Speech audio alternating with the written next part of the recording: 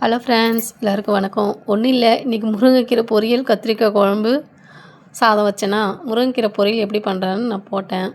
நீங்கள் எப்படி பண்ணுவீங்கன்னு எனக்கு சொல்லுங்கள். ஒன்றும் இல்லை, ஆயில், ஆனியன், கீரை, ஜீரகம், உப்பு, காஞ்ச மிளகா அவ்வளோதான் எடுத்து வச்சேன்.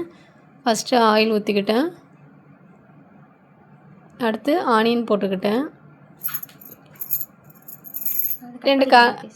ரெண்டு காஞ்ச மிளகாயும் அதோடு சேர்த்து போட்டுக்கிட்டேன். ஆனியன் நல்லா வெந்து வர்ற நேரத்தில் கீரையை அலசி வச்சுருக்கிறேன். ஆல்ரெடி கீரையை போட்டுக்கிட்டேன்னா எல்லாம் சரியாக போடுறேன்னா நீங்களும் நோட் பண்ணிக்கோங்க. அதுக்கப்புறம் தேவையான அளவு உப்பு, கொஞ்சம் ஜீரகம் போட்டுட்டேன். அடுப்பை சிம்மில் வச்சுட்டு தட்டை போட்டு மூடி வச்சிட்டோமா. இதுக்கு இடையில் தேங்காய் கொஞ்சம் துருவி வச்சுக்கிட்டேன். ஏன்னா நாங்கள் சவுத் சைடில் பிறந்தவங்களா, எல்லா ஃபுட்லேயும் நான் தேங்காய் சேர்ப்பேன்.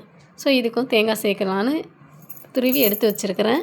இப்போ இது எல்லாம் வதங்கிருச்சா, வதங்கினோடனே கடைசியாக தேங்காய் போடுறேன். தேங்காய் போட்டு இப்போ இறக்கிட்டேன்.